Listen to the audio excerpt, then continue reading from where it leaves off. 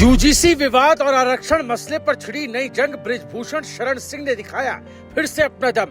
भरी ऐसी ललकार, कांपने लगे दिग्गज नेता, विरोधी भी हैरान। आवाज नहीं उठाई तो चुप रहने वाले भी दोषी। बृजभूषण का आरक्षण व्यवस्था पर गंभीर सवाल, सवर्ण समाज के लिए किया मंच से बड़ा ऐलान। यूजीसी विवाद के बीच बरपा हंगामा। बृजभूषण ने किया गोस्वामी टाइटल का जिक्र, बताई आरक्षण व्यवस्था की क्यों है फिक्र। आई ऐसी खबर सामने निकल कर बाहर, जानकर दंग रह जाएंगे आप।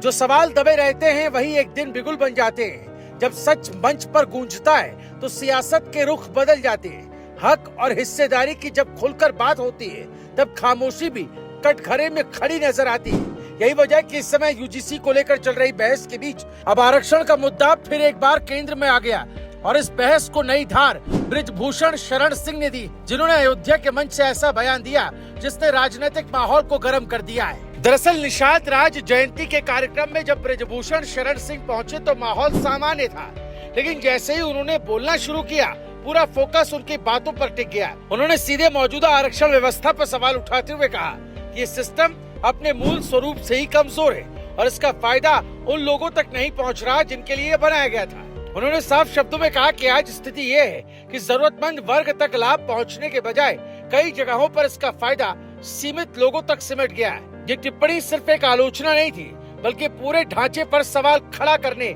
जैसी थी। बृजभूषण ने अपने तर्क को मजबूत करने के लिए एक अहम उदाहरण भी शेयर किया। उन्होंने बताया कि एक ही जाति अलग अलग राज्यों में अलग अलग श्रेणियों में दर्ज है। कहीं वही समुदाय पिछड़ा माना जाता है तो कहीं उसे सामान्य वर्ग में रखा गया। उन्होंने गोस्वामी उपनाम का जिक्र करते हुए इस विरोधाभास को व्यवस्था की बड़ी खामी बताया।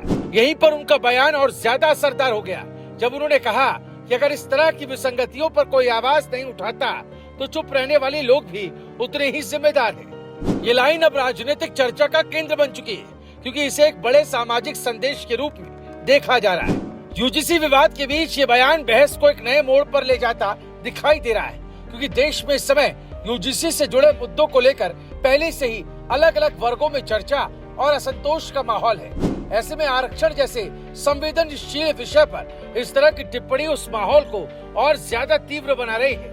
खास तौर पर सामाजिक संतुलन और अवसरों की बराबरी को लेकर नई बहस छिड़ती नजर आ रही है। इस पूरे घटनाक्रम की एक खास बात ये भी है कि मंच पर कई राजनीतिक पृष्ठभूमि के नेता मौजूद थे। समाजवादी पार्टी से जुड़े चेहरे भी कार्यक्रम में दिखाई दिए, जिससे संकेत मिलता है कि यह मुद्दा किसी एक दल तक सीमित नहीं रहने वाला, बल्कि व्यापक राजनीतिक विमर्श का हिस्सा बन सकता है। अब सबसे बड़ा प्रश्न ये उठता है कि क्या ये बयान आने वाले समय में किसी बड़े राजनीतिक एजेंडे की नींव बनेगा, क्योंकि उत्तर प्रदेश की राजनीति में आरक्षण हमेशा से एक निर्णायक कारक रहा है। कई चुनाव के परिणाम इस मुद्दे के इर्द गिर्द तय होते रहे हैं। ऐसे में इस तरह की टिप्पणी सीधे चुनावी समीकरणों को प्रभावित करने की क्षमता रखती है। दूसरी ओर ये भी चर्चा तेज हो गई है कि क्या इस बयान को पार्टी का समर्थन मिलेगा या फिर इससे दूरी बनाई जाएगी, क्योंकि बयान देने वाला चेहरा लंबे समय तक पार्टी से जुड़ा रहा है और उसका जनाधार भी मजबूत माना जाता है। ऐसे में इसकी अनदेखी करना भी आसान नहीं होगा। इसके साथ ही ये भी देखने वाली बात होगी कि विपक्ष इस मुद्दे को किस तरह उठाता है।